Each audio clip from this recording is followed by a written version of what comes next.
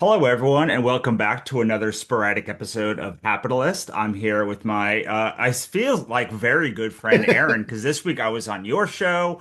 I read your book, and now you're here. So, do you want to introduce yourself? Sure. I'm Russell's friend Aaron. We just met this week. It's a delight. We're moving in together now. Um, I live in on a small island in the Pacific, which is what I tell people, which is nice. It's not totally true, but I live on a small island outside of Seattle. So it's in the Okay. Puget Sound. So it's close. But it sounds better when I say it. I'm in the Pacific. And let's see, I'm an author, I'm a speaker, I'm a trainer. I'm a lover. I'm a managing broker of a real estate team, and I've been involved in personal growth and development and transformational work for about 30 plus years. And yeah, I'm just out to contribute and empower people in their agency, Yeah. help people So have some kind of say about the quality of their life. I love it. It's a very capitalist mentality. Okay, so I read your book, and what I really appreciated is how much you hate gratitude journals. In Yes. fact, I've never met somebody who hates gratitude journals as much as me until I met you, especially in the space. Like when you're in this space of like gratitude and happiness, everyone is like, you got to do a gratitude journal. My wife's been trying to get me to do it for years, and I'm like, can't you just be grateful for shit without writing it down? So tell me about that deep, deep, deep hatred that you Deep-seated have. hatred for it. Yeah, it's good. I always like a dragon to slay, I always like some kind of counterculture banner to fly. Mm. And so the book that Russell's talking about is my latest book called How to Live a Grateful Life in a Fucked Up World.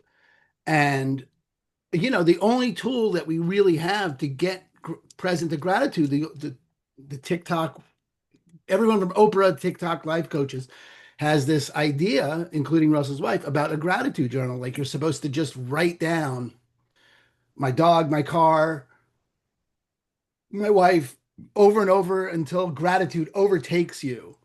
And I don't think it works that way. My experience is it doesn't work that way. It's not I don't think it. I'm not theorizing about it. In my experience, lived experience, it's like putting icing on dog shit and pretending it tastes like cake.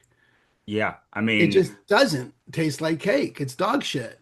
yeah. And so I was looking for some way to access gratitude is Mhm. really how the whole thing started. Was like, Mhm. how do I access gratitude? Um, as a as an experience. I'm pretty woo woo on a lot of levels, and I'm in that realm between, you know, what people denigratingly, is that the word? Sure. With derision called woo woo, but really it's neuroscience because neuroscience is finally catching up with that shit. Right. Yeah, But what I say is like you think it's like take there are two ways to deal with like trauma. One is like you go to like let the whole world in, and one is you put the whole world out, and like stoicism is here and manifestation is here, and they're actually like really next to each other. Even right like next they're to each so other. far around that they could wave to it, but like Yes. they're actually like the opposite approaches to things that are magnetized to each other. Yes, it's good. I like to look at it like, there's many paths, Mm, one destination. right. We're all just walking each other home. So, um, I was like, all right, how do I get access to gratitude? I want that vibration, I want that feeling, and it led me back to I a bunch of things happened.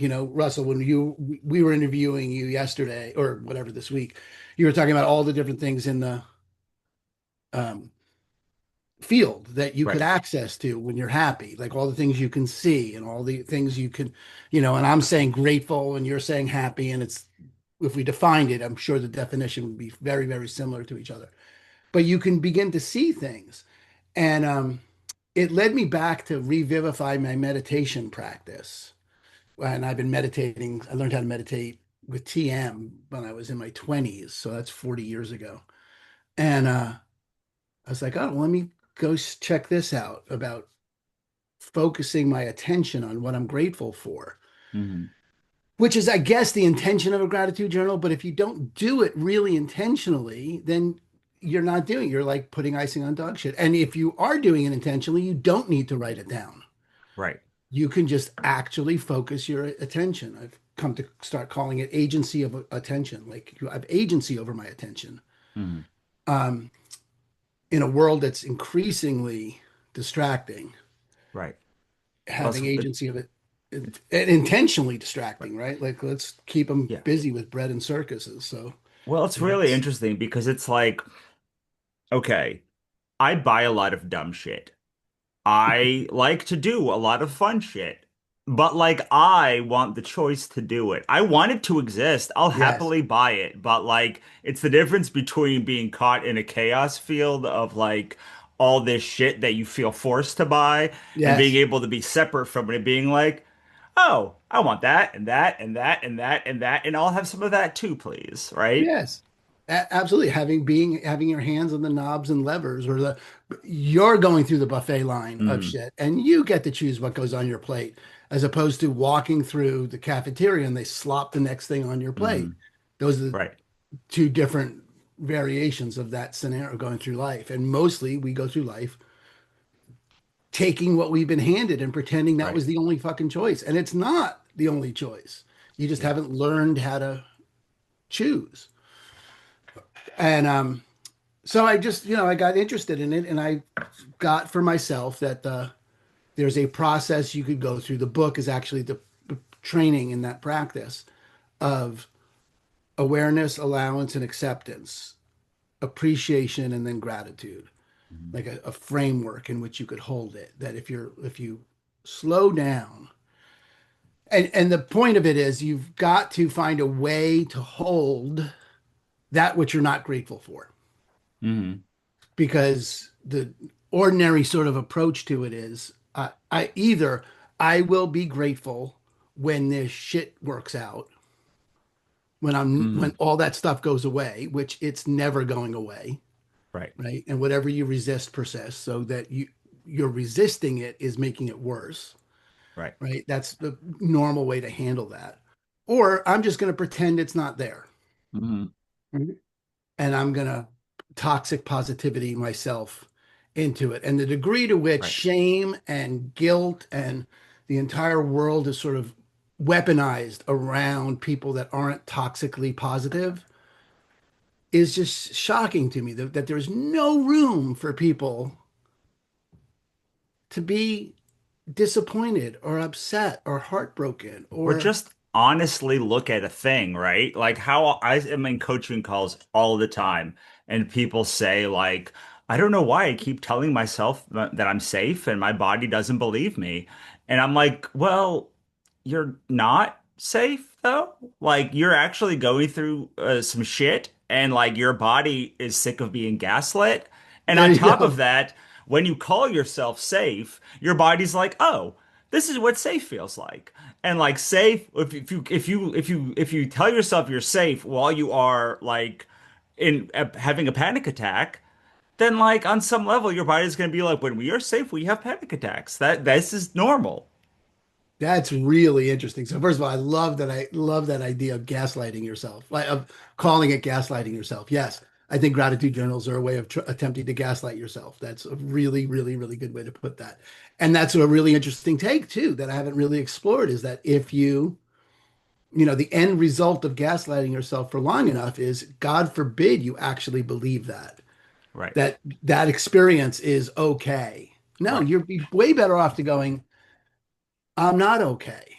This is not okay. Right. And I have room to hold not being okay. And the moment you let go of making it wrong that you're not okay, the moment you let go of it shouldn't be this way, the moment you let go of I'm not okay, and that's okay, the moment you can stand it, it's okay to not be okay, then immediately the fucking thing releases. Right. And you're like, okay, I'm not okay. That's not okay. It's impacting me here. And then you can get to, I feel it in my chest. Mm. Feels like this.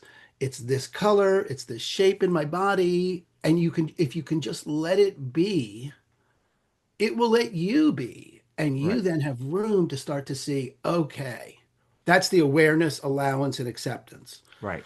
Like, oh, and acceptance doesn't mean agree with it, doesn't mean it's It's not okay that it is that way. You know, there's a lot of shit in the world right now that is, frankly, I don't think is okay the way it is. Right. But that's me at the source of and looking at and me saying, you know what? It's not like it's not okay out there. I, with agency, am saying, I'm not going to have tolerate that in my space. Right. So Yeah. here's what I'm doing about that. Well, and then you can say, once you're like, oh, well, this is how it is, you can make, there are all sorts of ways you can train your body what safety feels like and looks Mm, like and like how it should feel. And then you can say, when you're actually okay, and your body, because like that's the other side. Like your body will then get flooded with cortisol because it's addicted to mhm. cortisol. And like there are times where you'll be watching a movie and be like, and like you actually are safe and you Yes, should, and then you can tell your body, actually, body, I'm safe. And it is like, oh, right.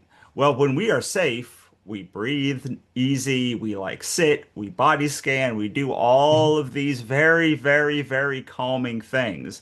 Yes, But like, you have to train your body. This is not okay.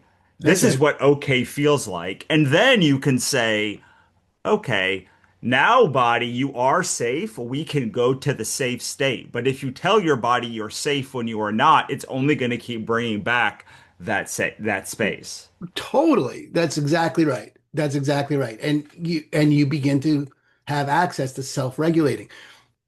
You said this thing just now that I think is worth I, we're going to collywomple this because it's really good. So here I am watching a movie, okay? I am could not be more safe. I'm sitting on my couch or I'm in a movie theater. I paid for it. I have my popcorn. I have my Diet Coke. I'm delighted. Here I am. This is good. Or I'm with my wife. I'm on the couch. This is excellent. So physically, in reality, totally safe. Nothing, literally nothing going on. I have enough leisure time in my life to be able to enjoy some fiction, Hmm. some storytelling, as ancient of a thing as this is. And the way the brain works is the story, if it's a good story and well done, becomes I'm now in it. And my body responds to a story that's in a screen, not even real fucking people. They're not even real. They're fake people. I mean, they're real actors, but they're not even. It's just a Right, fucking story. It's not even really. It didn't really happen to anyone. It was made up. Lord of the Rings, whatever. It's just all Star Wars, whatever. Alien, and and yet my body responds in a way as if it were really happening to me. And that's how easily the body is fooled hmm into determining what's real and what's not real, what's a real threat, what's not a real threat. I watch a movie, my body responds in a way that it's could be that it would right, respond to a real threat, jump scares, shit like that. And we live our lives, in that kind of an illusion, like that kind of anything happens around us and we begin to interact with it like it's real. right. Well, It and not all only, shows up as real. yeah, not only that, but like the words you speak your reality into existence, right? Like I Yes. was on a coaching call this week. And this is indicative of every coaching call. Listen to their story for about 10 minutes, and I'm like, wow, there's a lot of negative words in that thing. There's a lot of like, no's, I can't. People tell me I don't. And like, even if you're telling a story about other people, if you use negative language, your body is like, oh, like this is me because our brain and body only know one experience and it is our experience. So it's not Yes. even like watching something. It's like I when I talk to even my wife, I'm like, I liked the first two things you said. I don't really like that last thing you said because it was very negative. Like it was like it had like a lot of negative Mhm. tone. And it's not that like a thing can't be unpleasant. It's that things that happen aren't in general, good or bad. They are things that have happened. And that is data that comes into your brain. And also, it is data that passed. And when you use that data to infer a negative outcome from that data, Mm, you, I have no recourse but to say, well, that's interesting. Like, what data do you have to support that? And then they'll be like, I ate this fried chicken the other day. And I was like, great, you're trying to open an ice cream store. You told me a story about fried chicken. Like, mm, you told even a story about you opening a fried chicken stand has almost nothing to do with opening an ice cream store. It has, and even if it has like a lot to do with it, like we are 99% like monkeys. And like that right. 1% turned us from a monkey to a human. And so like things can be real close and be vastly different. But when we speak the words we speak, I don't want this to be true.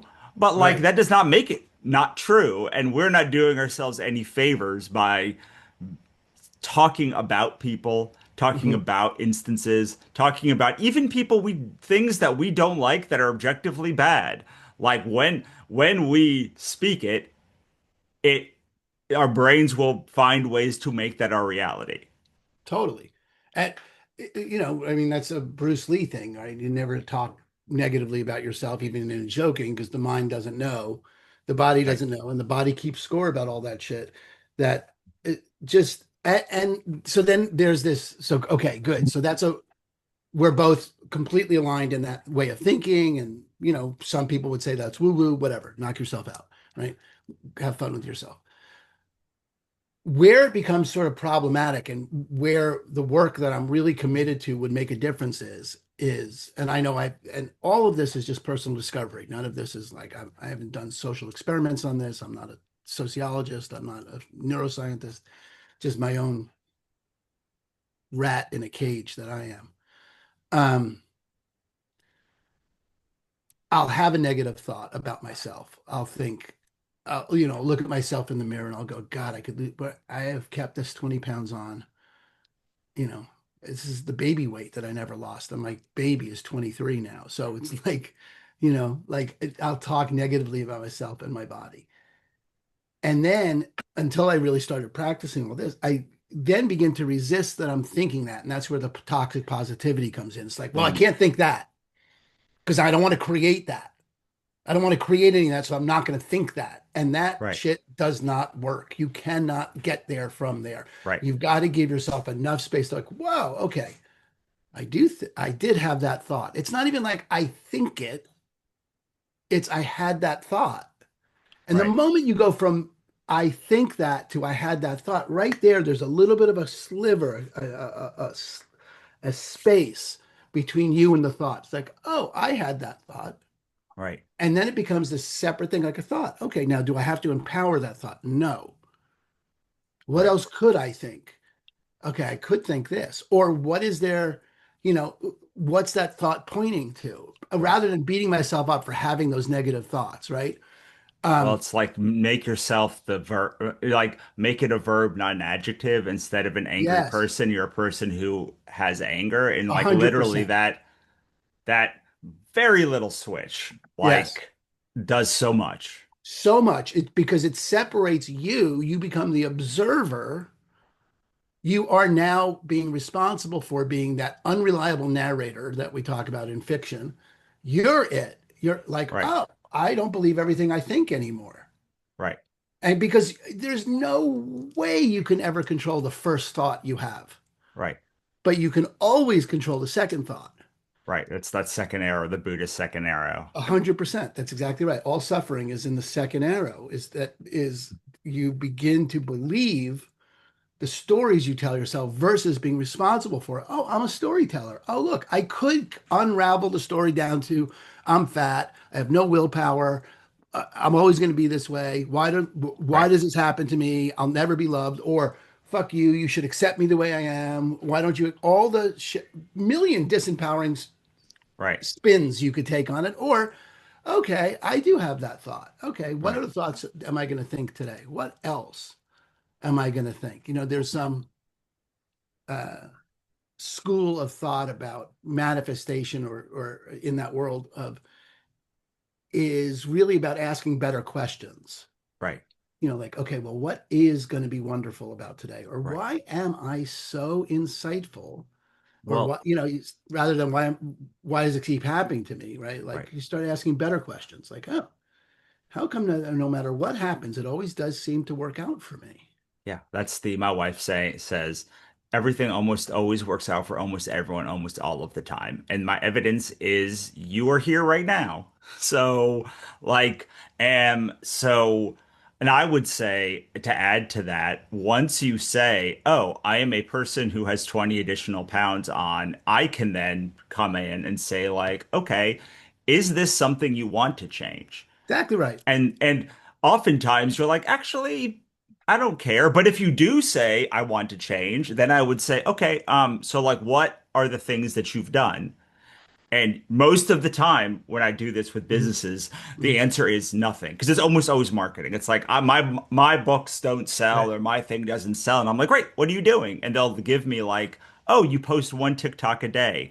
That is not a marketing or sales strategy. Like that's nothing. Like the people that are succeeding are posting 10 times a day on TikTok over like months and months and months and months and months and like doing data split testing. So like the answer is like if you want to lose the 20 pounds, you actually have to try to right. lose the 20 pounds. And you aren't, and I'm like, great. This is a great news. My favorite news of all time is like, you're not trying. Like, you're not a Yeah, failure. You can't be a failure because, like, you're literally doing nothing. Like, you've done nothing to fail at. So, like, we have an infinite spectrum of things to work through. lots of low-lying fruit. Right. There's so many things you can do to like how much fruit do you eat in a day? How many times do you eat French fries? Like how many empty calories? Like Don't come for how my much French. water do you drink? Whatever that thing Right. is. And it's like but like you be like it is actually if you aren't doing anything, it's pretty easy to lose 10 pounds because like there's 10 pounds of water weight that you Yeah. have. So like if you're like at the gym every day and doing all of the things and like you're optimizing all the stuff and you're Mhm. doing the routines and you're macroing and all this stuff, that's when you look and you're like, have you tried Ozempic? Or I don't know, like something Well, like there's because something like else. there's so few things like but most people have an infinite spectrum because they've done nothing or nowhere even close to any what we say in Capitalist is you have no reasonable expectation to expect this to work. That's So really good. that it hasn't worked is just the universe acting as we thought. Great, you did a science and the science was gave you Valid. the hypothesis we thought.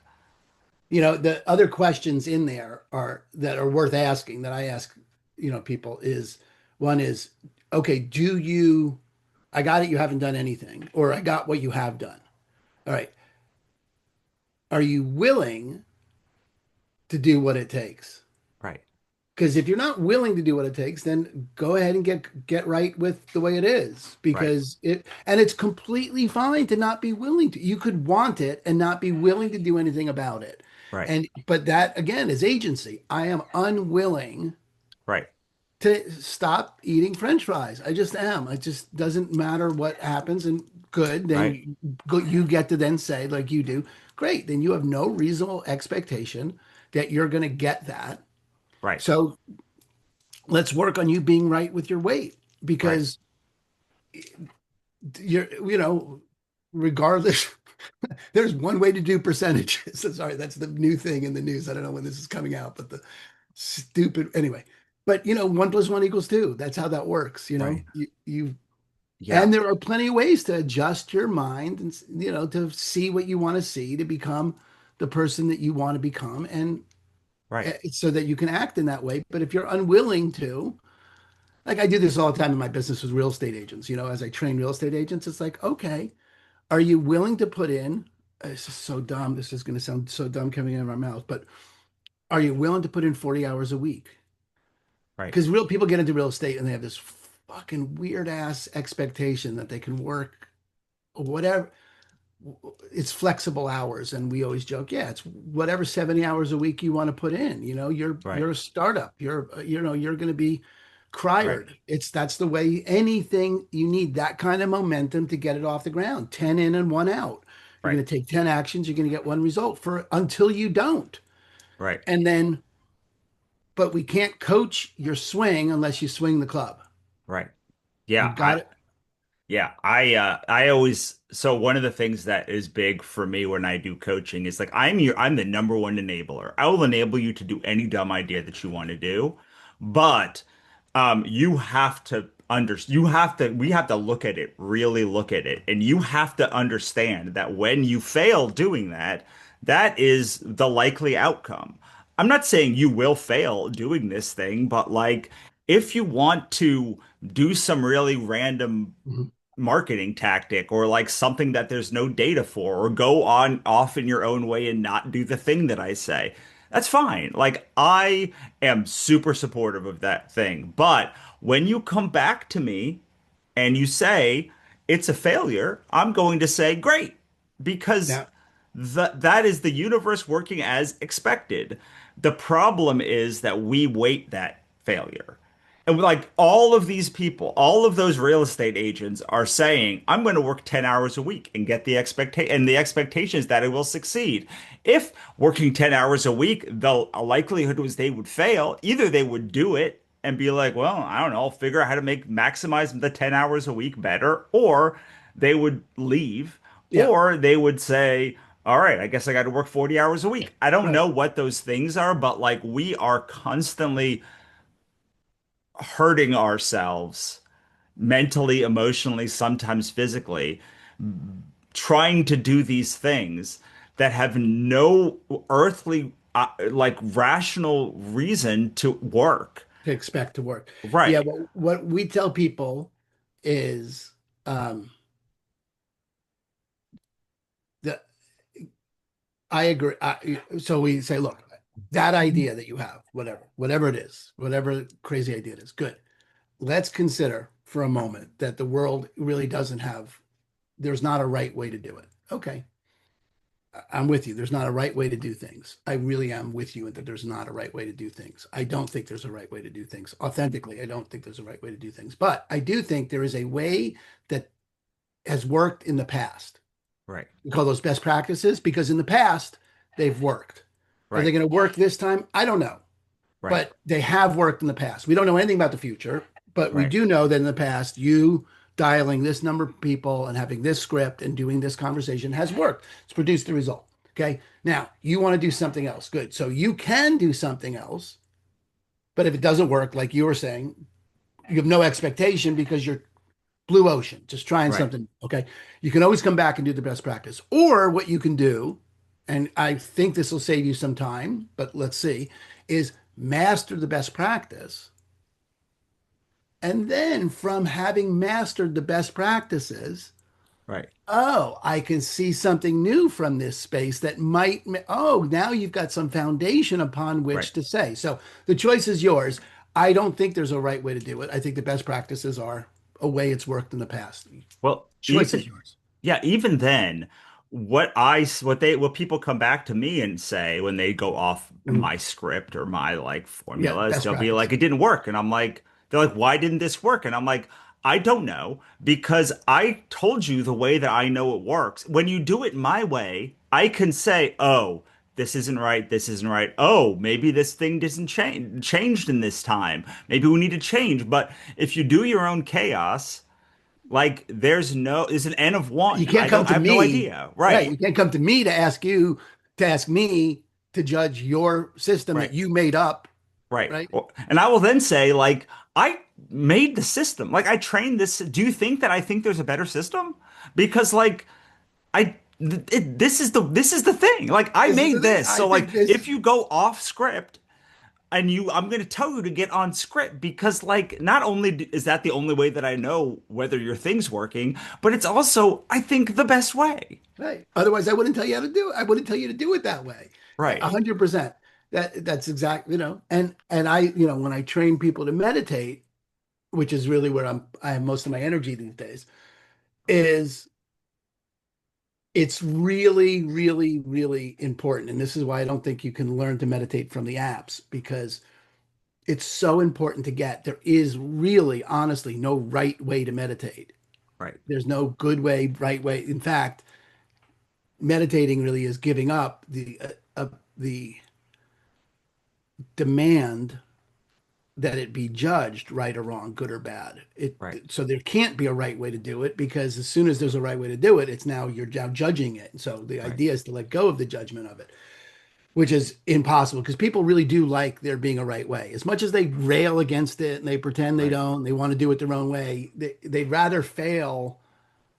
It's safer somehow, right? I think we were talking about this Right. on my show, right? Like it feels it's less uncertain. People can't be with the uncertainty, the vast uncertainty of the reality called it is uncertain. Right.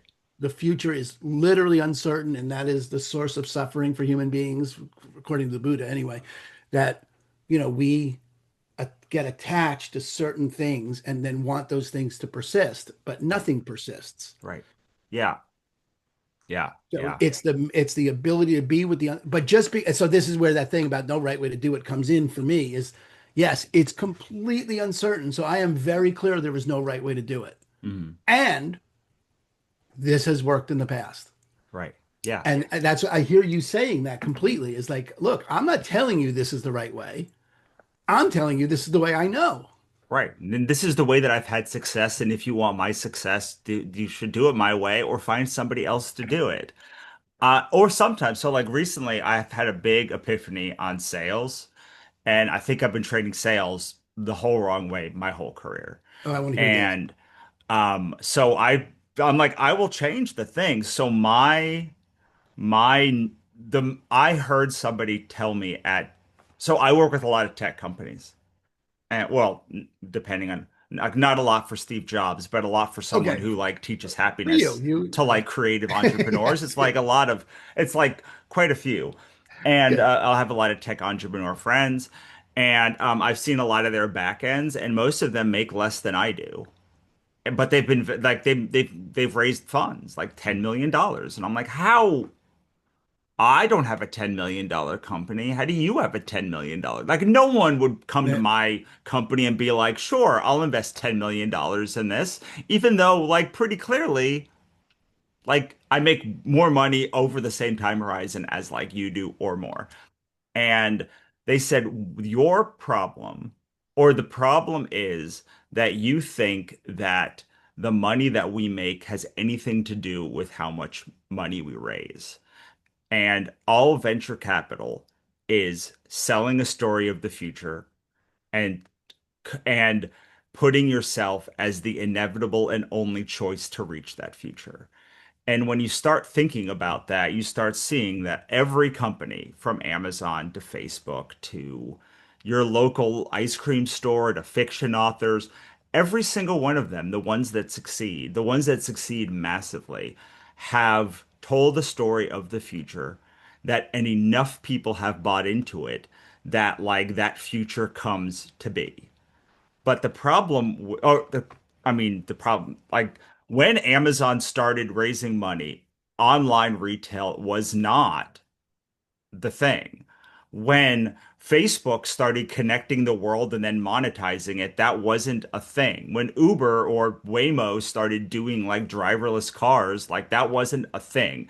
They are speaking on like a business level the future into existence. Mhm. And we at least as creatives, I don't know. The good salespeople that I see actually do this. What they are doing is saying, "You are here. This is the future that you want, and I am the only person or the inevitable person to get you to that future you want." And then your goal is to find an axis, and there are infinite number of axes that, and like if you've ever done any math on a graph, you know that it goes all the way up and all the way Mhm. down. Like there's literally an infinite number, which means there cannot be any competition. Because if you find the axis that you win on, then you win and your customer wins. And so I have, whether it's pain point selling or soul resonance selling, like I've done a lot of different kinds of selling, but I've never actually explained it as just like you're forecasting the future and you are putting yourself as the inevitable axis by which that person wins so that they have no choice if they buy your future. than to work with you. And it's just like so much easier to envision that with at least creative people or people who don't like sales as as even like doing the scripts or doing this other thing. All I do and when I sit in meetings now is like, okay, well, like, what's the future? And they are like, I don't know. I'm like, I know, because if you if you knew the future, you would not be sitting here because I love you. I love me. No one Mhm. wants to pay me $200 an hour to sit across from them and tell them how they are failing right now. Right. Nobody. Nobody. So like you would not be here paying me money. We even may meet at a conference and everything's going well, but you would not have put in your credit card to come here in this moment if the future, if you're clear on the future you were selling. It's good. On one hand, okay, so it's, I mean, on one cut at that, or one thing I heard in that, it's not quite what you're saying. So I really do want to get my head around it because I love it. Sure. It's beyond, here's what I think it's is. It's beyond selling the benefits, not the, what do you call it? The Yeah, or the pain. It's features. above, yes, it's Yeah, it's not, above doing the pain points. It's above yeah, all of that it's stuff. above selling the benefits. It's creating the picture of the future of what life would be like if you had those benefits, right? Yes. It's So it's really like, painting that picture. And then beyond that, the more important piece of that is what, given that that's created and I've just created that for you, and you now are sitting here talking to me and you see that, I'm your guide. right, I am the person that will get you there. right. Could you And figure it out on your own? Maybe. Is there someone else right, that might get you there? I don't know, but we're sitting here talking, right? I'm just working this out right. for Yeah, myself, yeah, right, Russ? yeah, yeah. Like, Yeah, yeah. but we're sitting here now. Like, I'm just thinking about my Yeah, meditation, yeah. the book or the course, right? It's like, look, there's a lot of ways to learn to meditate. 100%. No, any city in the country, in the world, has free meditation centers. It's easy, not a commodity you need to hunt. It's very simple to get, and there's a million apps. Good. But let's talk about the future you really want and then why I'm the guide. Oh, see, this is the part, this is the thing. You have to already know what future they really want. So the steps that go into this are what is the win condition?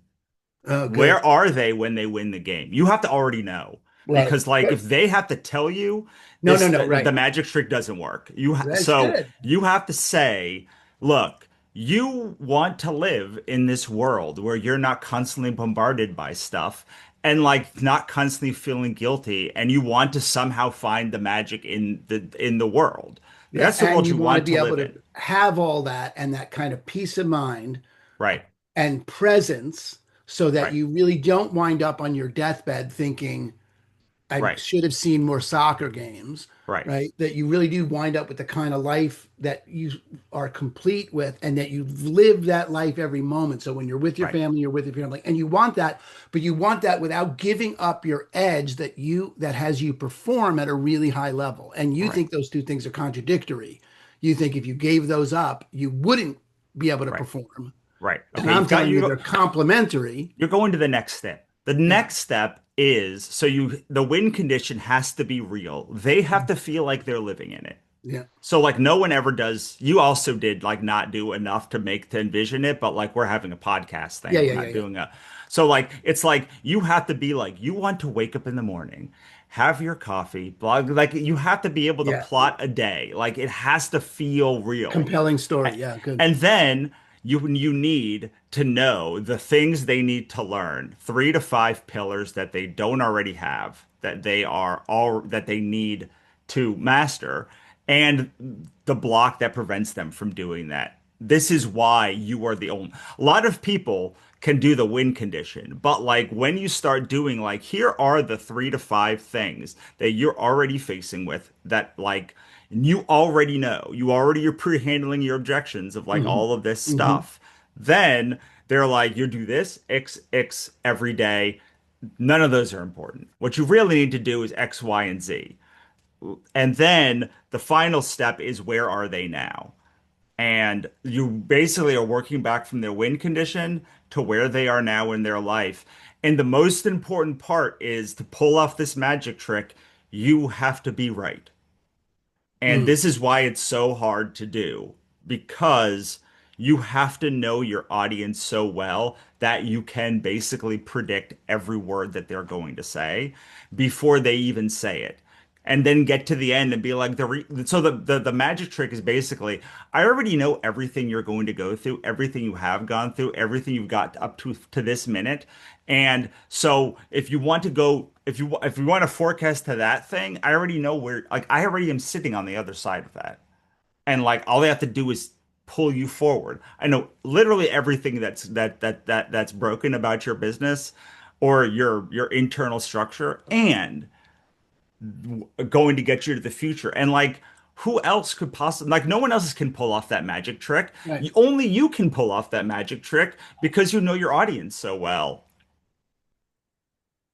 It's really good. To really, I love the idea of the venture capitalist as, or the founder in that Right, story, right? The founder of whatever they're selling, whatever the venture capitalists are bringing in, and then playing on and you're talking about 10 million, so you're also talking about scalability. I mean, no one would pay because it's right, not unless it's scale, unless they could see a return on it, right? right, So there's that reality. There's probably also playing on greed and fear and all the other emotions that you right. could, to strings to pluck. But just as a framework, it's a really, really, really useful framework. I really dig it. It's Yeah. really good. Amazing. I love it. And once you see it, you start to realize that every company, the only reason why, like, you have to buy into their future to use their product.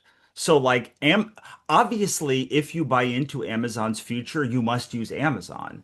But, like, their future, you said this thing about like the future's unwritten, and like their future is just a thing that they think is going to happen that enough people agree with.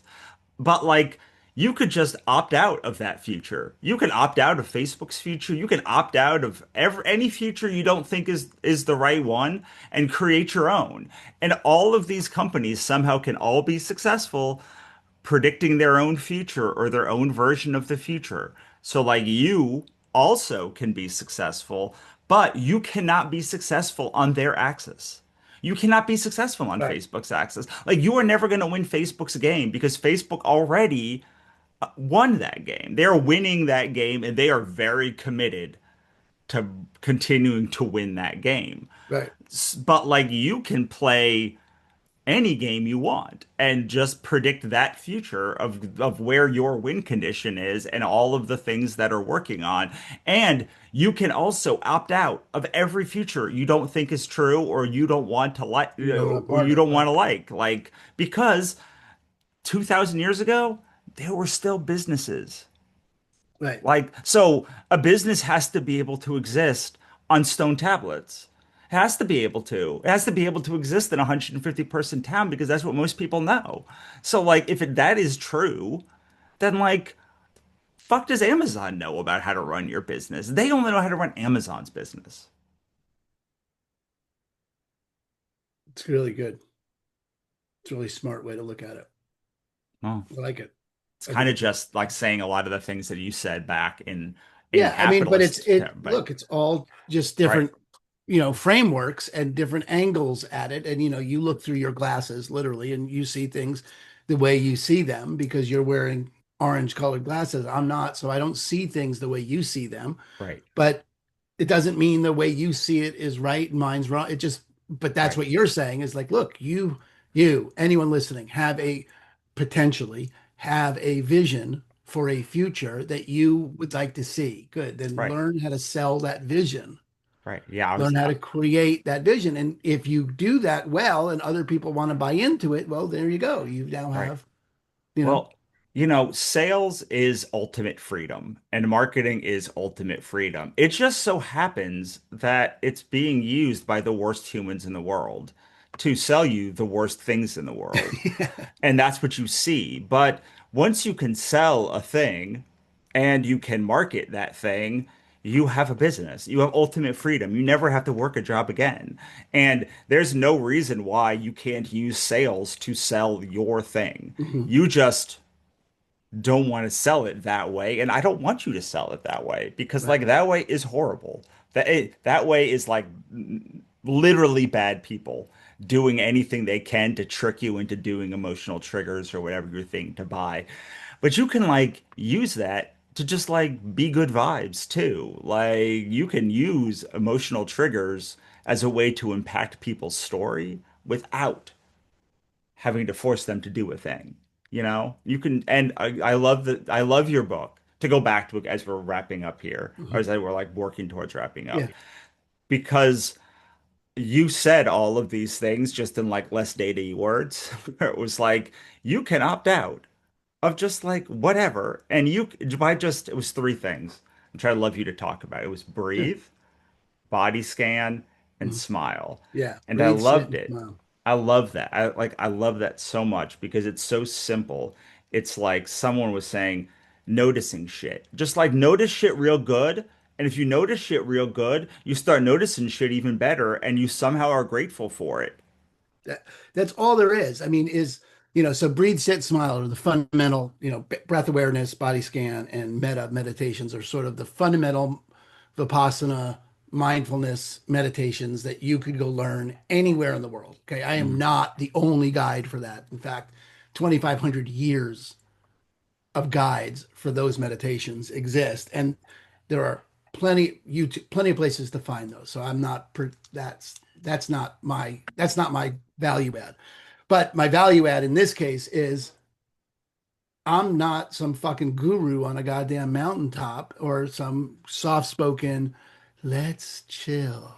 That's not my voice. So if you needed you know, a straighter edge kind of voice about it, that this may be of interest. But that thing about breathing, sitting, and smiling is if you can train yourself to do that in the midst of anything that's happening, you can come back to a place where you are centered, grounded, and the opportunity to appreciate whatever, even if the only thing you appreciate in the midst of chaos, if you can breathe and sit and smile, what will arise in that is the opportunity to appreciate something, even if it's mm, only your own willingness to shut the fuck up for a minute in the midst of the chaos and not add to the chaos. yeah. Even if you just appreciate your own personal strength, even if you just and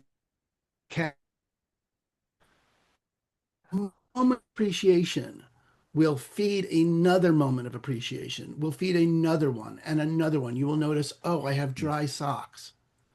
Yes. Oh, Not only am I strong enough to be quiet, but look, my socks are dry. I hate wet yes. socks. You Did you you hate wet told the socks? story about coffee, and that's where I was going to ask you to Oh talk yeah, about that. You drink a cup of coffee, yeah, and be grateful for the coffee, you have to be grateful for the connection. Can you go into that? yeah. So there's an infinite web of interdependence that all human beings are in the midst of. That we do not, so you're sitting with your morning coffee, right? It's just this is a form of meditation. Meditation is not cross-legged incense. I mean, that's a form of meditation, but meditation doesn't need to be cross-legged incense hours on end like that. It could be I'm sitting outside on a lovely day or inside on a rainy day. I don't give a shit. And here's my coffee. And I feel the cup in my hand and I can smell the aroma and I can see the oil on the top. And I just start to appreciate that this is what's here. And then where did this come from? I can start to expand that. Like, look at that. Coffee was picked by some farmer somewhere in Costa Rica. And that farmer has a wife and kids, and this is their life to bring. And then someone picked it, and then someone roasted it, and someone ground it, and someone shipped it. And who invented the intercontinental highways that ship this from Costa Rica? I could be grateful for that person, the gift that it is that I live on a planet that's the exact right distance from a sun where air, light, and water, what the fuck is that? Turn into plants. What? What? Air, light, and water turn into this? And who made this mug? And I have water in this coffee that's cleaner than 80% of the world's population. And what about the goat farmer, the Ethiopian goat herder in 500 years ago that noticed that those beans goats jumpy and brought coffee into it? And what about that person's great, great, great, great grandparents? What about the person that introduced their great parent? And you just notice that if you're great, you're never going to be grateful for everything.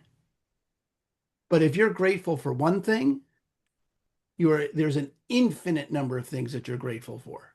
Mhm. So if you just slow down long enough to get grateful for one thing, you can unravel or weave, whatever way you put it together, unravel, it doesn't matter. An infinite number of things. And now this morning cup of coffee has turned into, holy shit, my life is a fucking miracle. Yeah. I, I and I don't want to argue with anyone about it. Going into your day, like life is a fucking miracle, you will be more effective. This is Russell, this is your mantra. You're the happilist. You, when you're happy, when you're grateful, same vibration in this case, life is just works out. It Yeah. You see opportunities, and that's the way that works. So yeah. Yeah. I can tell you how powerful this is because I was at a book signing recently where I was in the audience, which does not happen that often, but like it was Jenny Lawson's new book. It's okay if you're not okay, or what to Mm, do, or how to be okay if it's not okay. I forget what the exact name of it. It's like your title, it's quite a mhm. few words. Um, but it was late and it was like she was late starting and I was like starting to get antsy and I just like crossed my legs, took some breaths, smiled, and was like, wild. 2 days ago, I didn't even know this signing was going to happen. And now here I am. And like all of the chaos around, just like you create this little bubble around yourself that's like, okay, I can whatever, man, it's gonna be okay. Like I make these choices. These are choices that I make, and these are places that I am, Mm. and like I'm gonna have a great time. It's awesome, Yeah. and I'm gonna have a great time. And which inherently means you have some place to hold all Hmm. the shit that's not giving you. They're late. I have someplace to be. What the fuck? These chairs are uncomfortable. That person's perfume is too much. Whatever. All the things that come up that would annoy me about a crowd. I don't have to give my inner. I'm not pretending they don't exist. I'm not pretending to be happy about that. But I am also just putting my attention, because I have agency of my attention. I'm less resting my attention over. I'm not ignoring that. I'm just not feeding it. Right. And I'm Right. going to put my attention over here and like, my God, my socks are dry. Right. My friend Heather says you can be in the energy of the problem or the solution, but not both. And my personal thing when I'm having a bad day or have going through a bad experience or that I would code as unpleasant at least is like, actually, I'm enjoying myself. And your brain, we think our brain's real smart, but it's also real dumb. It's as smart as it is dumb. And like if you tell yourself you like something, Mm, guess what happens? you fucking You like it. like What else is something. there? You just What like something suddenly. You're not genetically predisposed. I mean, I mean, sweet things you are genetically predisposed to, like most people. But some people cilantro tastes like soap Yeah, genetically. But for the most part, you have compl you like that or don't like that is completely up to you. right. So yeah, Yes. Yeah. yeah, it's good. Awesome. Where can we find you, Aaron? AaronHendon.com and is the easiest place to get me. It's sort of easy way to remember it. And uh, I am on Substack, so people can connect with. Although they can get to my Substack from my website. So, Sure. and my when my book launches, it'll be on my website. So, AaronHendon.com is Yeah. the best way to find me. And what is the name of the book? How to live a grateful life in a fucked up world. I love it, A man. I nine usually week. like people curse so much on my show, but I was letting you go because Okay, good. you were like in, I knew what I was getting into because I had Okay, just fine. done like five things, but Yeah, like, thank you so much for being yeah, here. Thank you for listening. If you haven't heard it today, I love you. yeah, Goodbye. great. Mhm.